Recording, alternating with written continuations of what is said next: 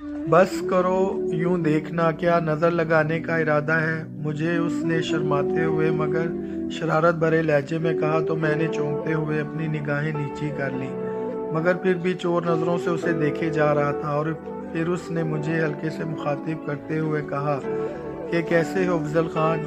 और उसकी ज़ुबान से मैं अपना पूरा नाम सुनकर चौंक सा गया और उसकी तरफ हैरानगी से देखते हुए बोला, तुम कौन हो और मेरा नाम कैसे जानती हो?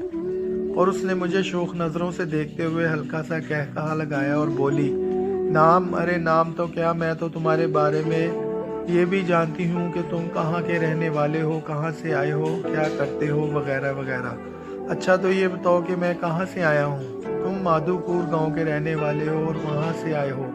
और उसकी बात सुन के मुझे हैरत का झटका लगा, ये तो सब जानती है।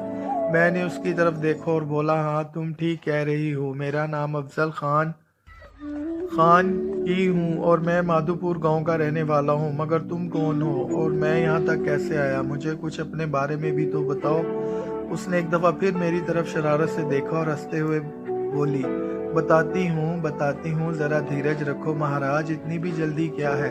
असल में बात यह है कि हो सकता है जो कुछ मैं तुम्हें बताऊं उस पर तुम विश्वास ना करो, परंतु संसार में बहुत सारी ऐसी चीज़ें और ऐसे भेद हैं जिन्हें मनुष्य देखे बिना उन पर विश्वास करने को राजी नहीं होता। तुम अपने आप को ही ले लो, गांव से लेकर यहाँ तक पहुँचने में तुम्हें कैसी कैसी दुर्घटनाएं आई हैं, कैसे कैसे कष्ट उठाने पड़े हैं, उस पापी बलराम के कैसे कैसे शराब सहन करने पड़े हैं, और एक आम मनुष्य ये सब तो अपने सपने में भी विचार नहीं कर सकता। और ये सब बातें किए जा रही थी और मैं हैरत के समुंदर में गोते खाता हुआ सोच रहा था कि मेरे और बलराम के दरमियान होने वाली अब तक के हालातों वाक़यात के बारे में ये इतनी तफसील से कैसे जानती है? यकीनन ये भी कोई ज्ञानी और शक्तिशाली लड़की है। और मुझे यूं हैरतज़दा देखकर वो मुस्कुराते हुए बोली, चिंता ना करो, तुम अब महान देवी पूर्णिमा की शरण में हो। बलराम तो क्या, इसकी सारी शक्तियाँ और ज्ञान मिलकर भी तुम्हारा कुछ बिगाड़ नहीं सकते। और मैंने चौंकते हुए लहजे में सवाल किया, ये देवी पूर्णिमा कौन है? मैं जब गार में था तो मुझे वहाँ एक अजीब से हुलिये में एक औरत मिली थी और वो भी मुझे देवी पूर्णिमा का कह रही थी कि वो तुम्हारा एक लंबे समय से इंतज़ार कर रही है। इसके पवित्र स्थान पर तुम्हारा स्वागत है। और ये कमरा तो देखकर बिल्कुल नहीं लगता कि ये किसी गार में बना होगा। और दूसरा ये कि देवी पूर्णिमा मेरा क्यों इंतज़ार कर रही है? आखिर मेरे जैसे एक आम और बेकार इंसान से उसे क्या काम हो सकता है? अब ये तो देवी जी जाने कि उन्हें तुमसे क्या काम हो सकता है। हमें तो बस उनकी आज्ञा का पालन करते हुए तुम्हारी सेवा करनी है और तुम्हारा हर तरह के सुख और आराम का ख्याल रखना है। और गुफा में जो तुम्हें मिली थी वो कोई औरत नहीं, देवी पूर्णिमा की खास रक्षक अनरका है। उसकी इच्छा के बिना कोई भी मनुष्य या पुजारी देवी के पवित्र स्थान में आने का सोच भी नहीं सकता। और तुमने गुफा में आने से पहले वहाँ बहुत सारे साधु और पुजारी देखे होंगे। वो सब देवी के भगत और पुजारी हैं जो एक लंबे समय से उनके दर्शन पाने के लिए अपनी अपनी पूजा में मंडप सजाए बैठे हैं। परंतु ये तो देवी जी पर है कि किसे अपने दर्शन करवाती हैं। और तुम तो बड़े ही भाग्यशाली हो जो बिना किसी परीक्षा और प्रतिज्ञा के बगैर देवी जी के साफ साफ दर्शन करोगे। और हाँ, देवी जी का यह स्थान उन्हीं गुफाओं में है जहाँ तुम आए हो, परंतु आम मनुष्य की आंख इसे देख नहीं सकती जब तक अनरका और देवी जी की इच्छा ना हो। मैं हैरत से खड़ा उसकी बातें सुन रहा था और सोच रहा था कि ये दुनिया अपने अंदर कैसे कैसे राज और इसरार छुपाए बैठी है जिसका एक आम इंसान तसव्वुर भी नहीं कर सकता। मैंने उसकी खामोश होने पर उसकी तरफ देखा और बोला, वो सब तो ठीक है, मगर मैं यहाँ तक कैसे पहुँचा और तुम कौन हो? मैं अर्चना हूँ, देवी की खास दासी। दो और भी हैं। हमारा कर्तव्य केवल देवी की सेवा और उनकी हर आज्ञा का पालन करना है। कल रात तुम्हें बैलगाड़ी पर यहाँ तक पहुँचाने वाला देवी का एक खास भगत था। उन्हीं की आज्ञा से वो तुम्हें यहाँ छोड़कर चला गया था। और तुम्हें एक बात कहूँ, देवी जी बहुत महान और शक्तिशाली हैं। बलराम जैसे कई पुजारी उनका पानी भरते हैं। अब खुद ही विचार कर लो, जब तुम यहाँ आए थे तो तुम्हारा क्या हाल था। उनकी शक्ति से तुम्हारे शरीर से बलराम का हर शराब खत्म हो गया है और तुम अपने पैरों पर बिल्कुल ठीक तरह से खड़े हो। ये देवी जी की महानता का मुंह बोलता सबूत है। और केवल वही तुम्हें बलराम जैसे महापापी से बचा सकती हैं। अच्छा मैं चलती हूँ, तुम आराम करो, सोकर उठोगे तो भोजन एक साथ करेंगे। और ये कहते ही वो दरवाजे से बाहर निकल गई। दरवाज़ा खुद ब खुद बंद हो चुका था। मैं पूर्णिमा के बारे में सोचता हुआ पलंग पर बैठ गया। पास ही तपाई पर ताज़ा फल पड़ा हुआ था। मैंने एक सेब उठाकर खाना शुरू कर दिया। पूर्णिमा के बारे में सोच सोच कर मेरा ज़हन कलाबाजियाँ खा रहा था कि पता नहीं वो दिखने में कैसी हो गई, पता नहीं मेरे साथ क्या सलूक करेगी। वैसे तो अर्चना का सलूक मेरे साथ बहुत अच्छा था, बाकी मैं पूर्णिमा की शक्ति और उसके तिलिस्माती स्थान से काफ़ी मरूब हो चुका था। वाकई उसकी अनदेखी शक्ति ने मेरे पूरे गले सड़े वजूद को चंद लम्हों में ठीक कर दिया था। सेब के रस में न जाने ऐसा क्या असर था कि मेरी आंखें नींद से बोझल होने लगी थीं और चंद लम्हों बाद मुझे नींद ने आ घेरा। मैं न जाने कितनी देर तक सोता रहा और फिर अचानक मेरे नथनों में लजीज खानों की इश्तियाल अंगेज खुशबू ने मुझे उठाकर बिस्तर पर बिठा दिया। अर्चना और उसके साथ नहायत ही खूबसूरत और चंचल सी दो लड़कियां मौजूद थीं। मुझे देखते ही उन्होंने मुझे थोड़ा झुककर प्रणाम किया और हंसते हुए खाने के थाल नीचे फर्श पर बिछे छोटे से कालीन पर रख दिए थे। और फिर अर्चना ने साफ पानी का बर्तन मेरे आगे कर दिया और बोली, इसमें अपने हाथ धो लो। और मैंने शुक्रिया कहते हुए अपने हाथ धो लिए और उठकर नीचे कालीन पर जा बैठा। मज़ेदार और लजीज खाना देखकर मेरी भूख चमक उठी थी। मेरे बैठते ही वो तीनों भी मेरे सामने बैठ गईं। खाने में भुनी हुई मुर्गी, बकरे की रान का गोश्त, चावल और मुख्तलिफ सब्जियों की बनी हुई तरकारी मौजूद थी। अर्चना ने मुझे जैसे ही खाने का इशारा किया, मैं किसी भूखे गिद्ध की तरह खाने पर टूट पड़ा। मैं मुर्गी और बकरे के गोश्त पर तेजी से हाथ साफ किए जा रहा था जबकि वो तीनों हंसते हुए मुझे कनखियों से देख रही थीं। खाना इतना लजीज और शानदार था कि मैं उनके हंसने के बावजूद किसी नदीदे बच्चे की तरह खाना खाए जा रहा था और वो तीनों मेरी तेजी और बेसब्री पर मुसलसल हंसते जा रही थीं। और जैसे ही मैंने अपना खाना ख़त्म किया, एक लंबी सी डकार मेरे हलक से बरामद हुई। डकार की आवाज़ सुनते ही उनकी हंसी में तेज़ी आ गई और मैं झींकता हुआ उन्हें देखते हुए मुस्कुराने लगा। थोड़ी देर तक तो वो हंसती रही और फिर अर्चना संजीदा होते हुए बोली, कहो अफजल खान, भोजन कैसा लगा? और मैंने तारीफ़ में ज़मीन आसमान एक कर दी और बोला कि मैंने अपनी पूरी ज़िंदगी में इससे ज़्यादा लजीज खाना आज तक नहीं खाया। और मेरा इस तरह तारीफ़ करने पर अर्चना ने मुस्कुराते हुए शुक्रिया अदा किया और फिर दोनों की तरफ इशारा करते हुए बोली, ये करिश्मा है और ये आरती है। ये दोनों भी देवी जी की भगत और दासियां हैं। और मैं इन दोनों की तरफ देखकर मुस्कुराते हुए बोला, क्या अब आप दोनों देवियां भी यहीं रहती हैं? और मेरी बात सुनकर वो हंस पड़ी और अर्चना की तरफ देखना शुरू कर दिया। अर्चना ने पहले तो उन दोनों की तरफ देखा और फिर उदासी भरे लहजे में बोली, अफजल खान, ये दोनों गूंगी हैं, बोल नहीं सकती, केवल सुन सकती हैं। और इस पर वो दोनों भी बेहद उदास हो गई थीं और उन तीनों को यूं उदास देखकर मेरे चेहरे पर भी उदासी छा गई।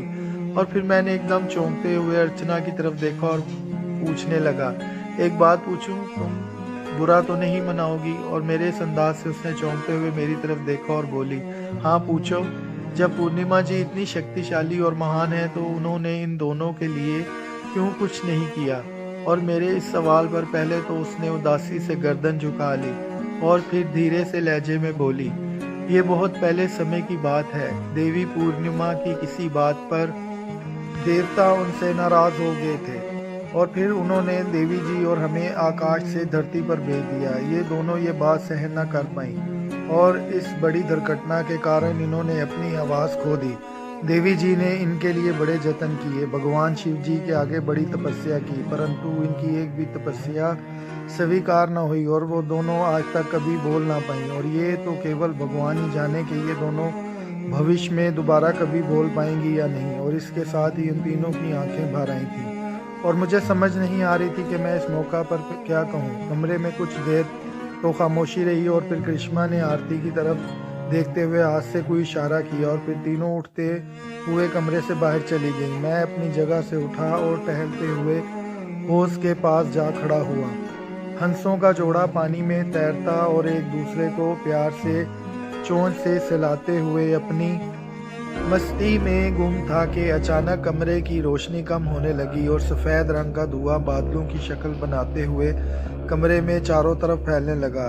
इस धुएं की वजह से कमरे में मौजूद हर शय धुंधली दिखाई देने लगी थी। गुलाब और मोतिये की खुशबू और ज़्यादा तेज़ी से आने लगी थी। पूरे कमरे में एक तिलिस्माती माहौल बन चुका था और मेरे ऊपर एक अजीब सा नशा तारी होने लगा था। मेरा दिमाग सुन्न होता जा रहा था। और फिर मैंने एक और हैरत अंगेज़ मंजर देखा। मैंने धुएं के बने बादलों की बुलंदी में रेशमी और नहायत ही जर्द बर्ग गहरे नीले रंग का लिबास पहने किसी को मौजूद पाया।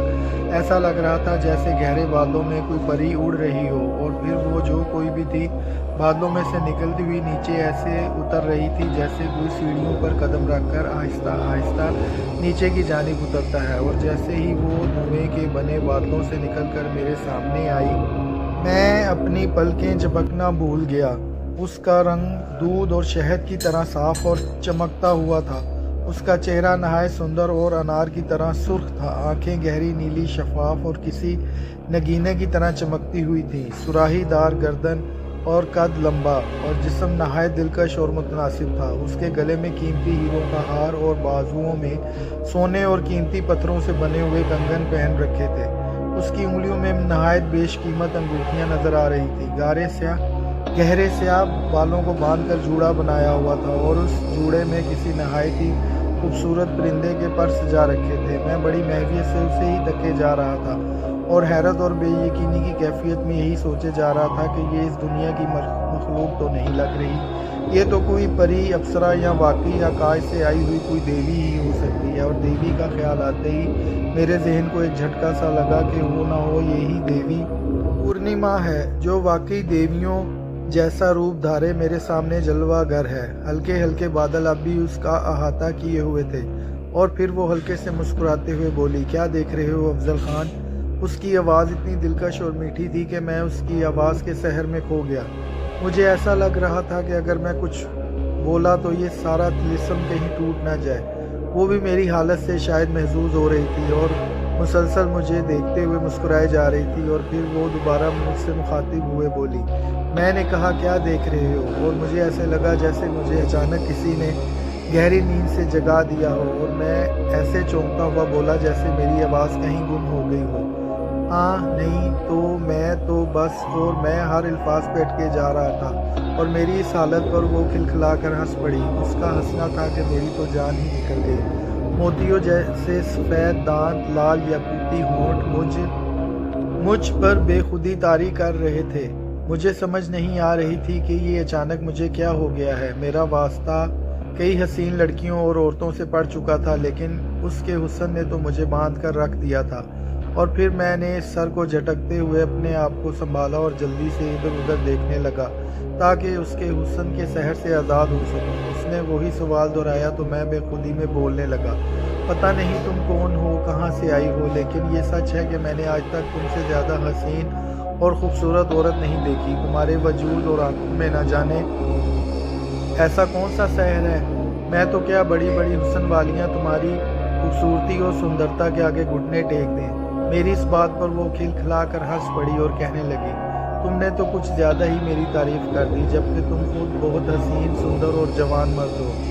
और रही बात कि मैं कौन हूँ, तो तुमने मेरे बारे में सही सोचा था। मैं ही देवी पूर्णिमा हूँ और इस पूरे स्थान की अकेली रानी हूँ। ये कहते ही वो पलंग पर जा बैठी और मुझे भी दूसरी तरफ बैठने का इशारा किया। मैंने बैठते ही उसकी तरफ देखा और बोला, अब मुझे यकीन हो गया है कि बाहर बैठ के वो सब साधु संत क्यों लंबे समय से तुम्हारे दर्शन की एक झलक के लिए अपना सब कुछ त्याग के बैठे हैं।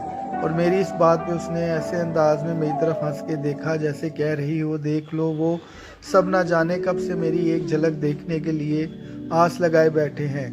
कहो अफजल खान, कैसा लगा मेरा ये घर और मेरी दासियाँ? तुम्हारी किसी सेवा में कमी रह गई हो तो बताओ। नहीं देवी जी, बहुत अच्छी हैं आपकी दासियाँ। उन्होंने मेरा हर तरह से ख्याल रखा है और आपका यह स्थान तो किसी छोटे से स्वर्ग से कम नहीं, बल्कि मैं तो आपका आभारी हूँ कि आपने इस जालिम बलराम से मेरी जान छुड़ाई और मेरी हर तकलीफ़ को दूर किया।